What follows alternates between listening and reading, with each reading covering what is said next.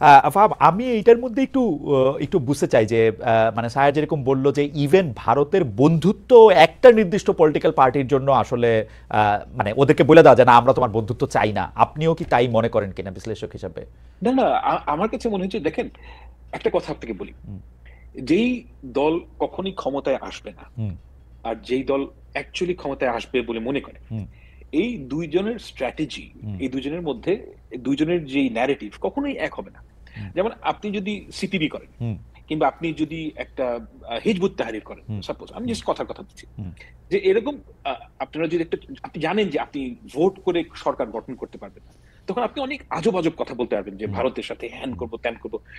Reality হচ্ছে গিয়ে হুম ভারতের সাথে আমাদের বিজনেস যেই চালাই যেতে হবে, হুম আমাদের ভারতের সাথে বিজনেস ইন্টারেস্ট যেগুলো সেগুলো চালাতে হবে, এগুলো হচ্ছে রিয়ালিটি। আমাদের হুম বছরে প্রায় $1 বিলিয়ন কাছাকাছি আমরা ড্রাগ ইনগ্রেডিয়েন্ট হুম ইম্পোর্ট করি, হুম একটা মেজরিটি হচ্ছে ইন্ডিয়ার সাথে। হুম তো এই ধরনের অনেকগুলো ক্রিটিক্যাল ইন্ডাস্ট্রি আছে যেগুলোতে আমাদের ভারতের উপর ডিপেন্ডেন্স আছে।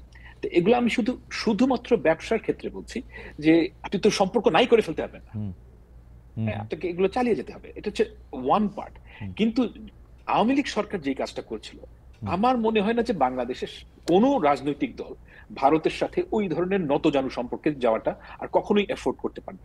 তো আমি মনে করি না যে মানে ভারতের সাথে কোনো সম্পর্ক থাকবে না, এইটা একটা ইমপ্র্যাকটিক্যাল কথা। এই ধরনের ন্যারেটিভে যাওয়াটা উচিত না, কারণ এটা প্র্যাকটিক্যাল কোনো অ্যাপ্রোচ না। কিন্তু আমাদের যেটা, আমি যেটা এক্সপেক্ট করি, যে ভারতের সাথে বাংলাদেশের সম্পর্ক হবে দুটো সার্বভৌম রাষ্ট্রের, এবং ভারতের যে সরকারের যে স্ট্র্যাটেজি টুয়ার্ডস বাংলাদেশ, সেটা অবশ্যই প্রো পিপল অফ, মানে প্রো পিপল পলিসি হতে হবে from the perspective of Bangladeshi people. Faham, অত আমি একটু মাঝখানে জি, বলি, আপনি এখন যে কথা বললেন একটা স্বাধীন দেশের কূটনীতি এর বাইরে যাইতেই পারে না, মানে এটা হয়তো বাংলাদেশের কূটনীতিতেও এই কথাটাই আসে যে আমরা এইটাই কিন্তু করতে এটা চাই। হয় নাই, না এটা 15 না, বছর ধরে হয় নাই। তার একদিকে হচ্ছে কারণ যে হচ্ছে, আচ্ছা আপনি হয় না এটা আগে শেষ করেন তারপর আমি প্রশ্নটা করি। এটা হয় নাই কারণ হ্যাঁ হচ্ছে কি যে ভাই, গত 15 বছরে যেহেতু আওয়ামী লীগকে নির্বাচন করে ক্ষমতায় যেতে হয়নি, হুম মানে নির্বাচন না করেই তারা ক্ষমতায় যেতে পেরেছে, সেহেতু তারা পিপলের যে আকাঙ্ক্ষা, হুম জনগণের যে স্পৃহা, সেটা কোনো তোয়াক্কাই করেনি। হুম তো ওই জিনিসটা আর বাংলাদেশে সম্ভব না, কারণ বাংলাদেশে আমি মনে করি না যে নির্বাচন না করে আপনি ক্ষমতায় থাকবেন, যে ইন দ্য ফোরসিয়েবল ফিউচার আপনি এটা পারবেন।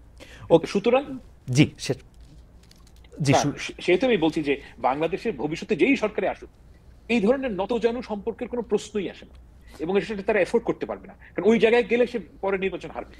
আচ্ছা আমি এখন দুই তিনটা কথা এরকম একটু বলতে চাই যে আপনি নতজানু সম্পর্কের কথা বলতেছেন, আসলে তো কেউ আসলে ঘোষণা দিয়ে নতজানু সম্পর্কের কথা বলতেও পারবে না, হয়তো বই খাতায় আপনি যেগুলি বলতেছিলেন সেগুলি হয়তো আছে কাদের গরু, কিন্তু আমরা এর উল্টা দিকে যদি দেখি যে বাংলাদেশে একটা পপুলিস্ট রাজনীতির দিক হচ্ছে ভারতকে গালি দেয়া, সেটা আপনি জনপ্রিয় হইতে গেলে আপনি ভারতকে একটা গালি দিতে হবে, ভারতকে আপনার যেটা আপনি শুরু করছেন যে অনেক কিছু শেষ করে দিতে হবে সেটা বলা। বিএনপির অবস্থানটা আসলে কি হবে? কেন আমি প্রশ্ন করতেছি, বিএনপি রাজনীতি তো এই 15 বছর বাদ দিলে আমি কিন্তু ভারতের গালাগালি বা ভারতকে ইঙ্গিত করে কথা বলা সেগুলি দুই একটা এরকম ছিল না যে তারা ছিল, কিন্তু আমরা যখন ক্ষমতায় বিএনপি গেছে 2001 থেকে 2006 যদি আমরা ধরি, সে ভারতের কাছে গ্যাস বিক্রি করে দিতে চাইছে, সে টাটার কারখানা এখানে আইনা কম দামে বিদ্যুৎ দিতে চাইছে, ভারতের সাথে সম্পর্ক উন্নয়নের জন্য এক্সট্রা মাইল গেছে, কেউ কেউ বলতে চায় যে তাইওয়ানকে স্বীকৃতি দিচ্ছে ভারতকে খুশি করার জন্য, চীনকে ওই অখুশি করার জন্য। রিয়ালিটি আর নাই, হ্যাঁ ওই রিয়ালিটি আর নাই, সেই রিয়ালিটি এখন আর নাই। এটার কারণ হচ্ছে কি, আমি আপনাকে একটা একটা ঘটনা, ছোট্ট ঘটনা।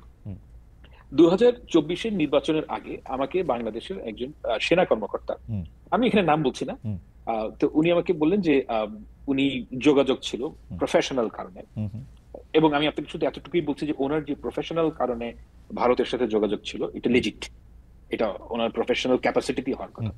তো ওনাকে বাংলাদেশের আওয়ামী লীগ সরকারের প্রায় 15 জন এমপি রিজিউমে সিভি দিয়েছেন ভারতে পৌঁছানোর জন্য, এবং এর মধ্যে 3 জন যেটা হিন্দিতে ট্রান্সলেট করে দিয়েছে।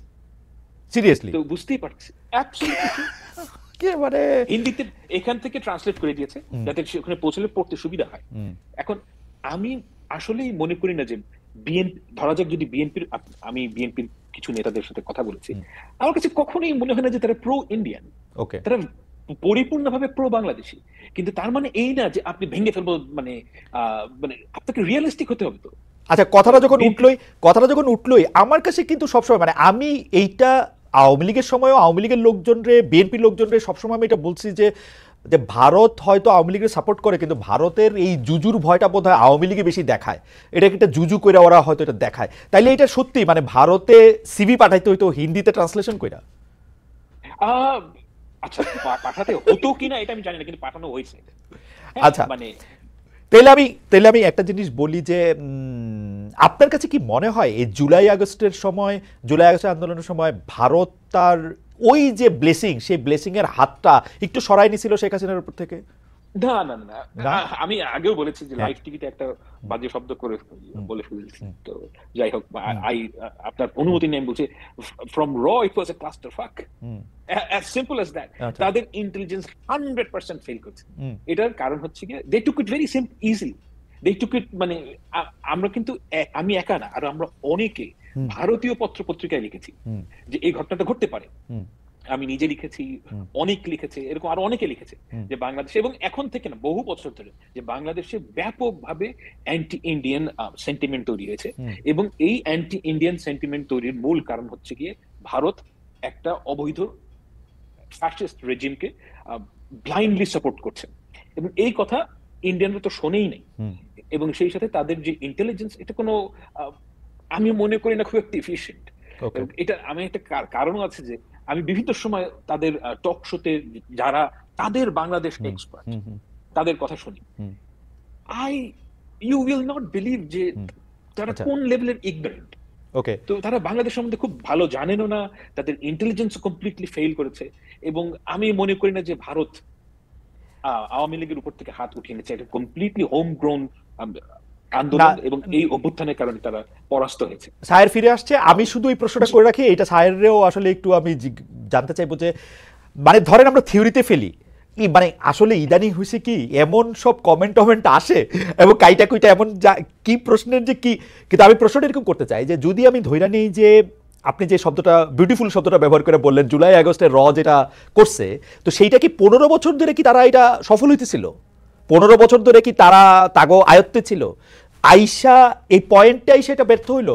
স্যার আমরা কথা বলতেছিলাম যে ইন্ডিয়া আসলে শেখ হাসিনার উপর থেকে তার ব্লেসিং এর হাতটা সরাই লইছিল কিনা, যেই কারণে জুলাই আগস্ট, না এটা আপনি একটু পরে করেন, আমি একটু ফাহামরে জিগাইলো এই ঘটনাটা যে ফাহাম আপনার কাছে কি মনে হয় যে আগে সফল ছিল পরে সফল হয় না, এই পয়েন্টটাই হিসাবে ব্যর্থ হয়েছে? এখানে আমি,